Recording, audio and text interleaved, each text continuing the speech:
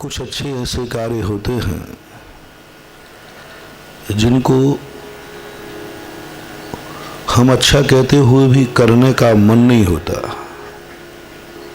जानता है कि अच्छा कार्य है लेकिन कर नहीं पाता। उससे पूछो कि ये कार्य अच्छा है या बुरा, बोले अच्छा है। किसी बालक से पूछो माँ बाप की सेवा करना अच्छा है कि बुरा, तो अच्छा कहेगा, लेकिन वो करता नहीं है। उससे किसी भी प्रकार की बात, उसे मंदिर जाना पूछो, प्रवचन सुनने की बात पूछो तो कहेगा अच्छा है, लेकिन वो मंदिर नहीं जाता और प्रवचन भी नहीं सुनता। किसी भी बुरे कार्य करने वाले से पूछो कि भाई शराब पीना अच्छा है कि बुरा, तो कहेगा बुरा है, लेकिन वो छोड़ नहीं पाता।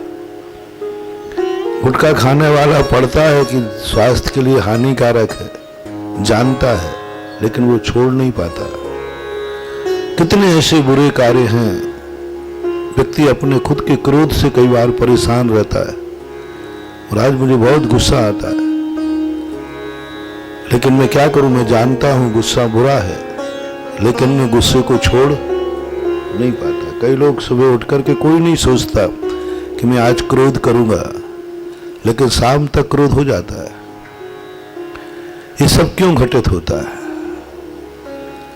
एक ऐसा ज्वलंत प्रश्न है सारी सृष्टि के सामने। जब मैं अच्छा मान रहा हूं तो मेरे करने का मन क्यों नहीं हो रहा है, और जब मैं बुरा मान रहा हूं तो छोड़ने का भाव क्यों नहीं हो रहा है। एक ऐसा यक्ष प्रश्न है जिसके जवाब को खोजने के लिए व्यक्ति पूरी जिंदगी लगा देता है तो नहीं मिल पाता। इसकी दृष्टि पूज्य कुंद महाराज ने 2000 साल पहले खोज की थी। किसका समाधान है? ये हो जाएगा। जो अच्छा है तुम अच्छा करने लग जाओगे, बुरा है तुम्हारा छूट जाएगा। होगा वही जो तुम करना चाहोगे। तुम बुरा नहीं करना चाहोगे तो तुम्हारी जिंदगी में कभी बुरा नहीं होगा। तुम अच्छा करना चाहते हो, तुम्हारी जिंदगी में अच्छा होके रहेगा। हमारी जिंदगी हमारे कंट्रोल में नहीं, इससे बड़ी और क्या गुलामियत होगी। हमारी जिंदगी हमारे हाथ में नहीं। हम दूसरी की जिंदगी को अपने अनुकूल बनाने की क्या कुचेष्टा करते हैं। हमारा मन हमारे हाथ में नहीं है। हम मन को कहीं लाने की कहते हैं, मन कहीं भाग जाता है। जैन दर्शन कहता है दुनिया पर हिटलर शाही करना, दुनिया को अपने काबू में लेना, ये कोई बहादुरी का काम नहीं है। ये तो गुंडागिर्दी है, ये तो दादागिरी है, ये तो बल है। शेर भी कर लेता है, एक आतंकवादी भी। 2 आतंकवादी मिलकर के एक पूरी प्लेन को 250 लोगों को अपने काबू में कर लेते हैं। कौन सी बड़ी बात मानी? बंदूक के बल पर 2 आतंकवादियों ने 250 लोगों के प्लेन को बंदी बना लिया। तो ये कोई बड़ी बात नहीं है। एक मां बेटे को अपने कंट्रोल में रख लेती है, कोई बड़ी बात नहीं, 2 थप्पड़ मार देगी। एक राजा प्रजा को अपने कंट्रोल में कर लेता है, कोई बड़ी बात नहीं है, सेना को लगा देगा। ये तो सब डर है, भय है, आतंक है। सबसे पहले ये देखना जरूरी है कि तुम अपने आप पर कंट्रोल है कि नहीं है। तुम्हारी जिंदगी कैसे निकल रही है? क्या तुम अपनी जिंदगी से खुश हो? क्या तुम्हारी जिंदगी में वही सब कुछ हो रहा है जो तुम चाहते हो, वह कुछ भी नहीं हो रहा है जो नहीं चाहते हो? यदि ऐसा थोड़ा सा एक दिन अपनी तरफ से अपनी जिंदगी के संबंध में सोचना। मेरे पास एक बार बहुत बड़े बुद्धिजीवी लोग आए। उन्होंने कहा महाराज जी, मैंने जिंदगी में अच्छा किया या बुरा, मेरा भविष्य क्या है? मैंने उनको एक ही जवाब दिया, तुम अपनी जिंदगी से खुश हो कि नाखुश? तुमने जो जिंदगी जी है उसमें तुम कह सकते हो कि मैंने अपनी इच्छा के अनुसार जिंदगी जी है, जैसा मैं जीना चाहता था वैसा मैं जिया, मैं जो सोचता था वही सोचा, मेरे मन ने मेरे अलावा कुछ नहीं सोचा। मैंने मन से कह दिया यही विचार करोगे, वही विचार आया, उससे अन्यथा नहीं आया। मेरी आंख वही उठी जिसको मैं देखना चाहता था, मेरे कानों ने वही सुना जो मैं सुनना चाहता था, मेरे मुख से वही निकला जो मैं बोलना चाहता था, मैंने वही खाया जो खाना चाहता था, मैं वही गया जहां मैं जाना चाहता था। यदि ये सब कुछ हुआ हो तो जाओ, तुम्हारे जैसा खुश नसीब दुनिया में कोई नहीं, तुम्हारा भविष्य उज्जवल है। महानुभाव, एक जिंदगी का सबसे बड़ा मंत्र दे रहा हूं, एक दिन देना अपनी जिंदगी के संबंध में।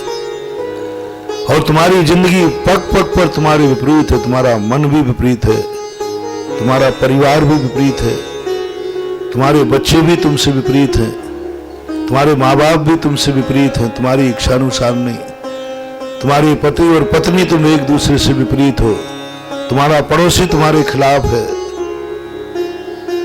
तो समझ लेना तुम्हारी जिंदगी का भविष्य खतरे में है, बहुत बड़े खतरे। तुम्हारा मन भी तुम्हारे अनुकूल नहीं है, कुछ भी नहीं। समझ लेना अब तुम्हारा पतन ऐसा होने वाला है कि उसे कोई नहीं बचा पाएगा। और यदि तुम्हें जिस पर गर्व है कि नहीं मेरा बेटा मेरे अनुकूल है, मेरे माँ बाप मेरे अनुकूल है, मैं पति पत्नी एक दूसरे के लिए मरते हैं, जीते हैं, हम एक दूसरे से बहुत खुश हैं,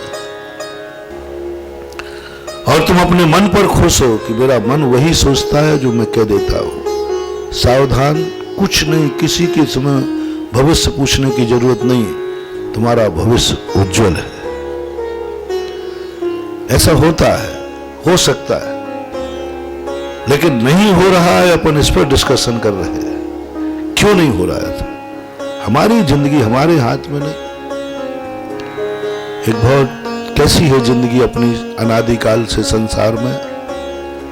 एक वकील थे, उन वकील को बड़ा अहंकार था अपने ज्ञान पर, बहुत धाराएं जानते थे, बड़े बड़े लोगों को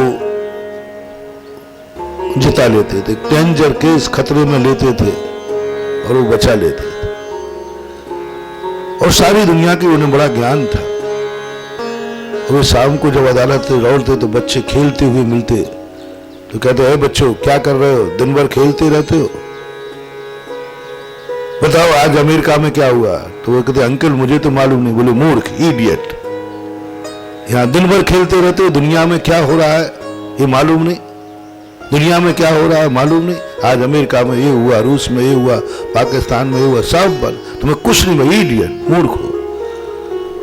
अब प्रतिदिन की आदत वकील साहब की पड़ गई।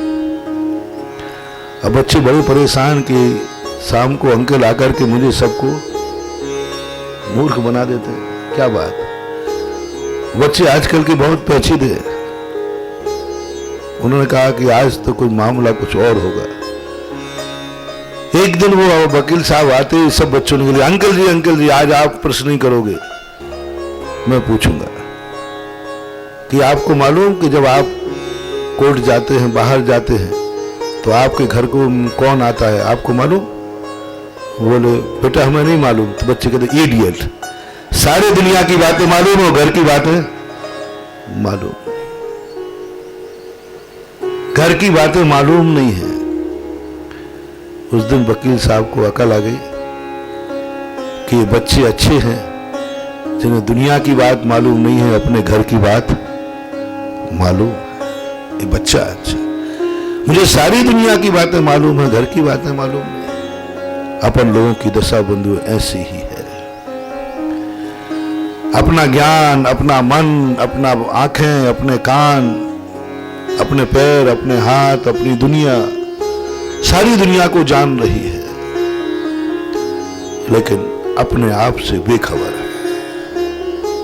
हम दुनिया को जान रहे हैं, कौन अच्छा है कौन बुरा है। हम 2 मिनट में कहते वो व्यक्ति अच्छा है वो बुरा है, लेकिन हम नहीं कह पाते हैं कि मैं कितना अच्छा हूं और कितना बुरा हूं। हम उपदेश में दे देंगे कि ऐसा नहीं विचार करना चाहिए, लेकिन मैं विचार नहीं करूं, यह है सबसे बड़ी तपस्या, साधना, इसी का नाम है साधुता। साधुता का अर्थ ये नहीं कि अपने भेष बदल देना, एक भेष बदल के चल देना। साधुता का अर्थ है सारी दुनिया को अपने अनुकूल कर लेना। सारी दुनिया को इतना अनुकूल करना ना, इतना अनुकूल करना, गाली सुन मन खेदना। गाली भी उन्हें आंदोलित नहीं कर पा रही। वो कहते हैं गाली भी मुझे अच्छे के लिए दी गई है, मुझे संभलने के लिए दी गई। गाली सुनकर के भी साधु को क्रोध नहीं आता। ये उनकी सबसे बड़ी साधना है। उनका सब कुछ, सारी दुनिया में कोई दुश्मन नजर आते ही नहीं। सत्वेषु मैत्रीम, जिस जीव को आंख उठा के देखते हैं वही कुछ अपना नजर आता है। उसी प्रति उनकी करुणा भाव रहती है, सहोदरी भाव आ जाता है उसी के प्रत्येक जीव के प्रति। उसके प्रति भी उनके प्रति करुणा दया, जैसे आप अपने बच्चों के प्रति करुणा और दया करते हैं, वो दुखी हो जाए आप दुखी हो जाते हैं। साधु उतनी ही करुणा एक चींटी के प्रति भी करता है। ठीक वही करुणा, वही राग, वही दुख। आपका बच्चे को तकलीफ हो जाए, कुछ परेशानी में पड़ जाए तो आपको तकलीफ हो जाती है। साधु इतने को विस्तृत हो जाता है क्योंकि तुमने बच्चे को अपना माना, बच्चे को अपना माना। और साधु इतना विस्तृत हो जाता है कि जो तुम्हारा बेटे के प्रति राग है वही साधु चींटी के प्रति भी राग कर लेता है। चींटी को दुखी देखकर उतना ही दुख हो जाता है। जैसे तुम्हारा बच्चा कहीं खिड़की पर गिरने के लिए जाए, जीने पर तरफ जाए तो तुम दौड़ते हो, दौड़ती हो, बच्चा गिर जाएगा, बचाओ। ऐसे ही हम चींटी के प्रति इतने दयालु हो जाते हैं कि वो मरने की तरफ जाए तो हम उसे बचा लेते हैं, पीछे के माध्यम से उसके जीवन बचाते हैं। तो उन्हें कोई प्रतिकूल नजर आते ही नहीं। जहां देखो वही अपना ही है, सब कुछ मैं ही तो हूं, मैं ही तो हूं, मेरे ही स्वरूप तो है, उसमें मेरे में अंतर क्या है? बाहर की पर्याय का अंतर है। वो चींटी है, मैं मनुष्य हूं, लेकिन वो भी जीवात्मा है।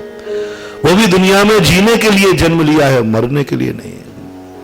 जैसे आपका कोई गर्दन पकड़े तो आप हाथ पैर फेंट कर दें। आप चींटी को कभी पकड़ना और उनके पैरों को देखना, वो पैर ऐसे तड़फाएगी जैसे अपन लोग हाथ पैर तड़फाएंगे। इसका अर्थ है चींटी क्या कहना चाह रही है?